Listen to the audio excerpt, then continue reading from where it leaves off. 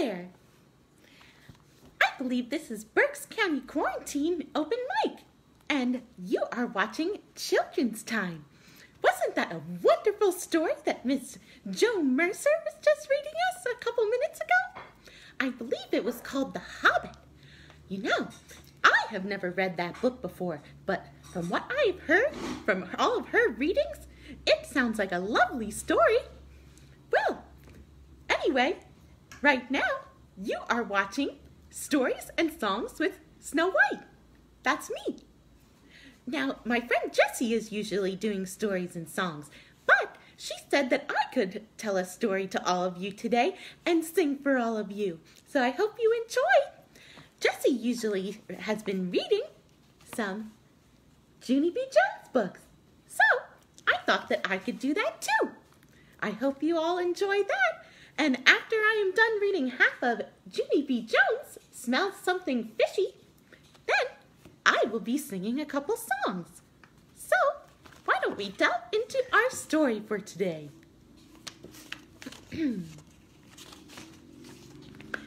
Chapter 1, Pet Day.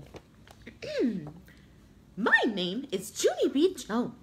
The B stands for Beatrice, except I don't like Beatrice. I just like B, and that's all. And guess what else? B rhymes with P, and P stands for pet. And pet reminds me of what happened at my school today. First, I was sitting at my table doing my work. Then, all of a sudden, my teacher stood up and she clapped her loud hands together. Probably a lot louder than that. Look at Miss Junie B. sitting in her kindergarten class. I know a lot of you kiddos probably started school, and yeah, you probably have to sit at your desks just like this, like Junie B. Well, let's see what else happens to Junie B on Pet Day. My teacher's name is Mrs. She has another name too, but I just like Mrs., and that's all. Boys and girls, may I have your attention, please, Mrs. said. I've got some very exciting news. Next week is National Pet Week, and to help celebrate our wonderful pets, Room 9 is going to have Pet Day. I springed up from my chair real thrilled. Hooray, hooray, people! We're going to have Pet Day, I shouted. My feet skipped all around the room because they wanted to spread the news. That's why. Pet Day. We're going to have Pet Day, Charlotte, I hollered. Pet Day. We're going to have Pet Day, Jamal. Pet Day. We're going to have Pet Day, you meanie Jim I hate. Just then, Mrs. grabbed me by my spenders. Spenders is the grown-up word for the straps that hold your pants up. I looked around, very worried. Yeah, only there's a problem, I said. If you pull off the spenders, boom, the pants fall down. Mrs. did a frown at me. Sit down right now, she said real scary. I did a gulp. Will do, I said. Then I hurried up back to my seat, and Mrs. went to the front of the room again. She told us all about the rules about Pet Day.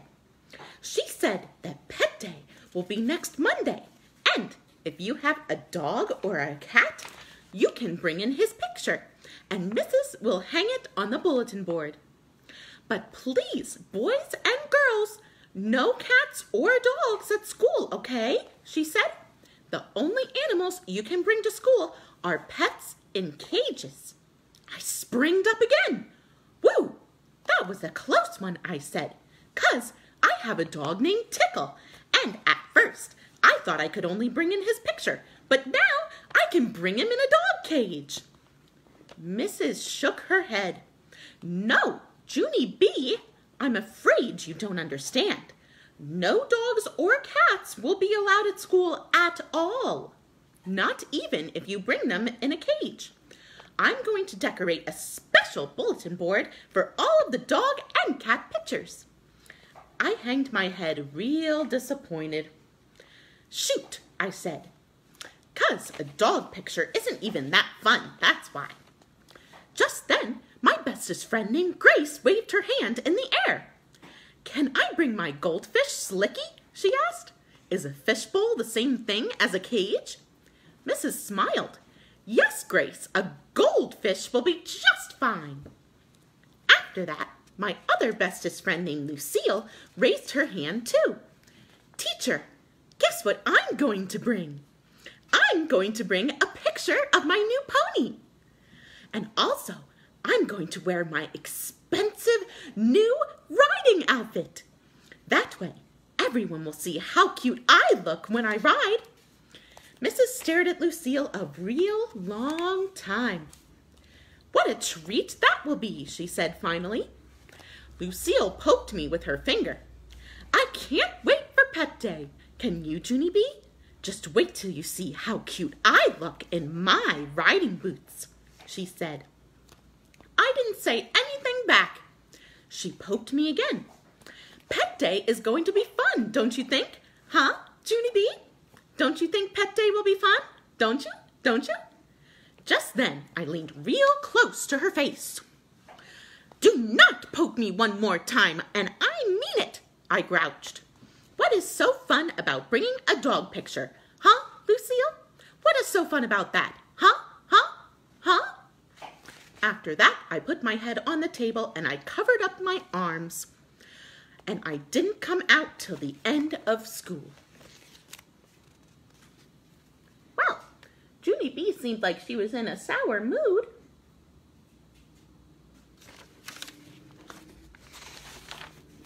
Chapter 2, The Secret About Twitter. Oh, I guess somebody is giving a call. One moment. Okay. Sorry about that, folks. Chapter 2, The Secret About Twitter. Me and that Grace rode the bus home together, and I did not speak to that girl, 'cause she kept on being happy about Slicky, and so what kind of crummy attitude is that? I walked in my house real glum. Grandma Helen Miller was babysitting my baby brother named Ollie. "Uh-oh, it looks like someone had a bad day at school," she said. I raised my hand very weakish. "Me, Grandma, it was me. I am the one who had a bad day." After that, I gave her a paper from my teacher. It was the rules about Pet Day. Grandma Miller put Ollie in his swing. Then me and her sat on the couch, and I waited while she read the paper. "Oh dear," she said. "You can't take tickle, can you?" I shook my head real gloomy. "Not even in a cage," I said. I did a sad sigh. "Where's the justice here, Helen?" I said. Grandma smiled very understanding. Then she gave me a hug. And she said, "Don't call her Helen." Yes, it's not really appropriate to call your grandmother by her first name, I think. Anyway, "I don't know what to tell you, sweetie," she said. "Unless you get another pet before Pet Day, I guess you're just going to have to accept this." My eyes started to cry a teeny bit. "But Mother and Daddy won't buy me another pet, Grandma, 'cause I've already asked for a bunny and a goat and a bat and a rat, but they kept on saying, 'No, no, no, no.'" Grandma read the rules again. "Wait a second here," she said. "Why didn't I see this before? It says you can bring a bird." I shrugged my shoulders. "Yeah, so?" "So you can bring my canary," she said. "I'll let you take Twitter." I looked and looked at that woman. Then I patted her hand very nice, and I whispered a secret in her ear. "Yeah, only here's the problem. I hate that dumb bird," I said. Grandma Miller looked surprised.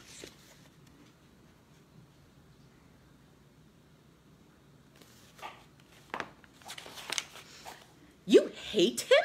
You hate Twitter?" she asked. I showed her my finger. "He pecked me, Grandma. He pecked my finger. Remember that? and I didn't even do anything to that guy. Grandma Miller made squinty eyes at me. You put a potato on his head, she said. I would have pecked at you too. I smiled, kind of nervous. It was a hat, I said real soft. After that, me and Grandma Miller sat there kind of stiffish, and we didn't talk for lots of minutes. Finally, I tapped on her. Do you have any other pets at your house? I asked. Any pets I'm not aware of? Grandma Miller laughed a little bit. Not unless we catch that crazy old raccoon that keeps breaking into our garbage can every night, she said. Then she laughed some more. And guess what? I laughed too, because that woman is a genius, I tell you.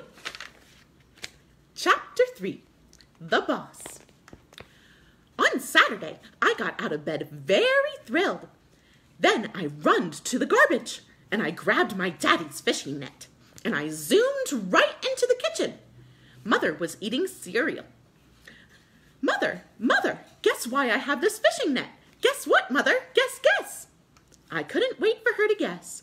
'Cause today's the day I'm catching that crazy old raccoon, I shouted.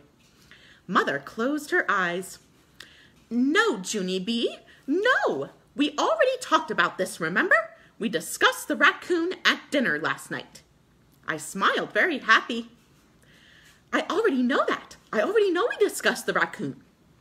Mother looked confused.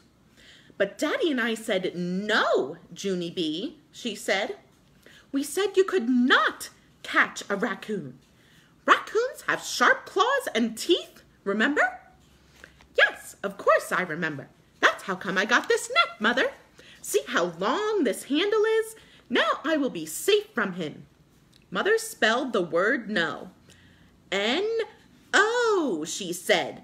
I stamped my foot. Yes, I said back. I have to, Mother. I have to catch a raccoon for Pet Day. Grandma Miller even said I could, and she is the boss of you. Just then, a miracle happened, and it is called my Grandma Helen Miller walked right in my back door. Mother looked up. Oh, look, it's the boss of me, she said, kind of grouchy. I runned at my grandma, very happy. Grandma Miller, I am so glad to see you, 'cause Mother and I can't catch a raccoon, and so now you have to make her. I stood back to give her room. Okay, go, I said. Then I waited and waited, but Grandma didn't say anything. Okay, go, I said louder. Only just then I saw something that made me even happier, and it's called my grandma was wearing her fishing hat. My eyes popped out at that thing. Grandma, you're wearing your fishing hat, and so that must mean you're going to the lake today. I quick ran to the front door. Is Grandpa Miller going to the lake with you? Is he out there in the truck? I looked outside. Hey, he is, Grandma. He is out there in the truck. I opened the door. Grandpa Miller! Hey, Grandpa, Frank Miller! Good news! I can come to the lake with you, I believe, because there's lots of raccoons to catch up there, even more than at your house, probably. I zoomed back to the kitchen. Here, Grandma, hold my raccoon net. I will put on my clothes and be back in a jiffy. Jiffy is the nickname for speedy quick. Grandma Miller grabbed me by my PJs. No, honey, wait, she said. I'm afraid you can't come with us today. We're meeting some friends and we're already late. We just stopped by to borrow your daddy's ice chest. Just then, I felt my crumbling inside. Yeah, only I have to come, Grandma. I have to, I said, or else how will I catch a raccoon today? Grandma Miller bent down next to me. Yes, well, you see, that's another thing, sweetie, she said. About the raccoon, I was just kidding when I said that, Junie B. I never dreamed you would take me seriously. Just then, my nose started to sniffle. Yeah, well, you dreamed wrong, Helen, I said. Grandma Miller hugged me real tight. Oh, come on now, don't cry, she said. There are lots of other animals that you can catch for Pet Day. Animals that are much nicer than raccoons. I shook my head real fast. No, there are not either, Grandma Miller.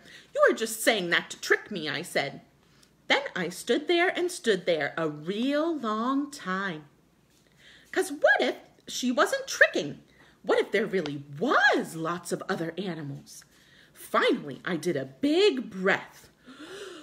Okay, tell me the other animals, but this better be good. Grandma Miller did a big smile. Wait right here, she said. Then she ran out to her truck and back again. She was hiding something behind her back. Junie B, I've got someone who you would love to meet, she said. Close your eyes and I'll put him in your hand. My tummy got butterflies in it. What is it, Grandma? Will it tickle me? Will I like it? It won't bite me, will it, Grandma Miller? Huh? It won't, right? Then I closed my eyes real tight, and my grandma opened my fingers, and she put the surprise right in my hand. Chapter 4, Ooey Gooey. Ew! Yuck! It's a worm! It's a worm! Get it off me, Grandma! Get it off me right now! I yelled. Grandma Miller quick took back the worm. For heaven's sake, Junie B, what in the world is the matter with you? It's just a baby earthworm. Look how teeny he is. This little fellow would make a wonderful pet. I did a huffy breath at her. Huh. Junie B did not like that worm.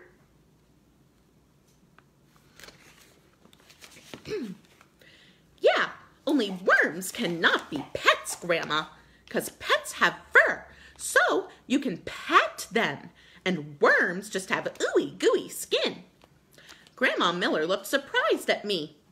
Don't be silly, she said. Not all pets have fur. My bird Twitter doesn't have fur, and he's a pet. Twitter doesn't have fur. Goldfish don't have fur, and hermit crabs don't have fur. Lizards don't have fur. I covered my ears with my hands. Okay, enough with the fur, I said. But worms don't have eyes or ears either, and don't have legs or tails or feet or necks, and they don't chirp or bark or cluck or meow. And so what kind of stupid pet do you call that? Grandma Miller thought and thought. Then she smiled real big again. I'd call that the kind of pet that won't wake up the neighbors or sniff the company or scratch himself silly, she said back. After that, she stood up and she gave the baby earthworm to Mother. I'll leave this little guy with your mother for now, she said. You can think it over and see if you want to keep him. I'll check back with you later. Then she kissed me on my head and she grabbed the ice chest and she hurried out the door. Mother looked at the baby worm in her hand. My goodness, you are a little one, aren't you? She said. She got an empty mayonnaise jar out of the cabinet and poked holes in the lid for air, and she put the baby worm inside. Mother looked at him in there. You don't even know where you are, do you, little fella? She said. I bet it's kind of scary in there all by yourself. I turned my back on her because I knew what she was up to. That's why. You can't make me like him, Mother, I said. Nobody can make me like him. Of course not, said Mother, but just because you don't like him doesn't mean I can't like him. She talked to the worm some more. Maybe you'd be happier if you had some dirt to crawl around in, she said. Let's go outside and see what we can do. After that, Mother put on her jacket and she went outside and digged in the dirt for her garden. Then she came inside and showed me the jar. It looked kind of cute in there.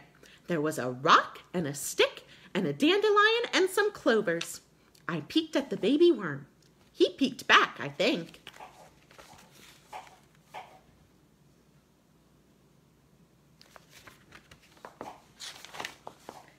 Yeah, only I still don't like him, I said, kind of softer. I rocked back and forth on my feet.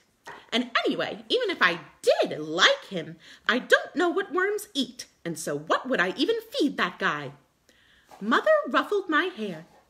Are you kidding? That's the best part about worms, she said.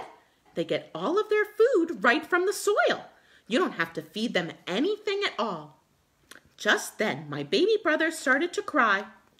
"Uh-oh, the baby's crying," she said. "Here, take this." Then she quick-handed me the jar and she runned out of the room. All right, everyone. I think that's about halfway through our story, because I believe, yes, that is about the halfway point of our story. Junie B. Jones smells something fishy. So, for the rest of the children's time today, I thought that I'd sing a couple songs for you, because after all, Disney princesses all know how to sing very well. So, I hope you enjoy these next two songs. They are two of my favorites. First one here is called Whistle While You Work.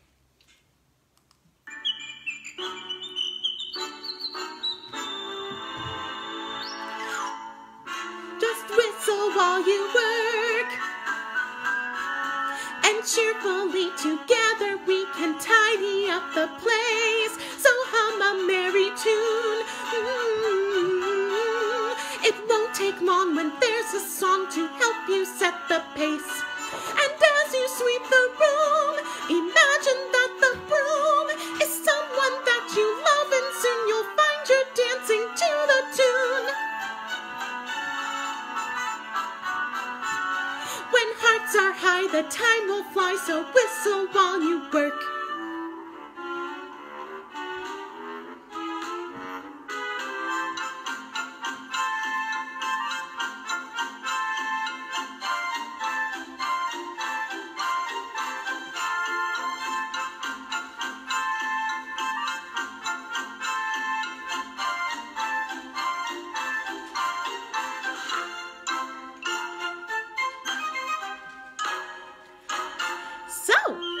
All of you kiddos out there, what chores are you going to help your parents with today? And are you going to sing out your window so that all the birds and the other animals come to help you to clean your house? Because every time that I need help with my chores, I just sing a merry tune out my window, and all of those lovely forest animals come and help me.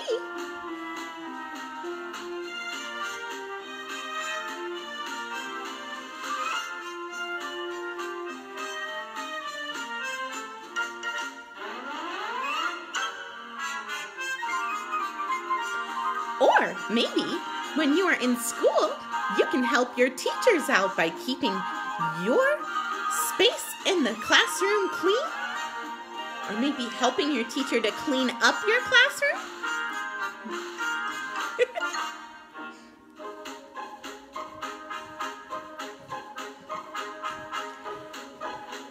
And a friend of mine just earlier today vacuumed this entire house.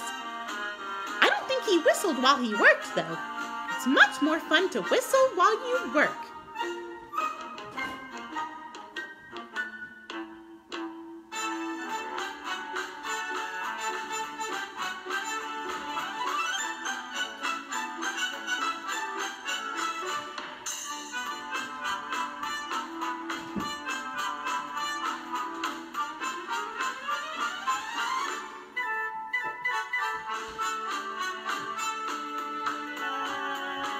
I've also heard that dancing while you do chores is a lot of fun as well. So whistle while you work, whistle while you work.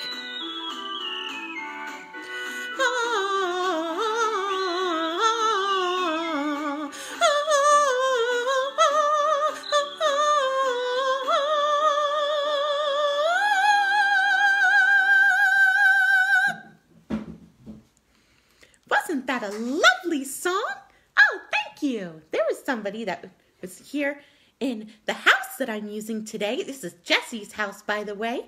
Hornberger house. We are in the Hornberger house new edition kitchen. Thank you so much for your applause. Alrighty then. We have just enough time. I'm going to sing you my absolute favorite song. I hope you like it. It is called Someday My Prince Will Come.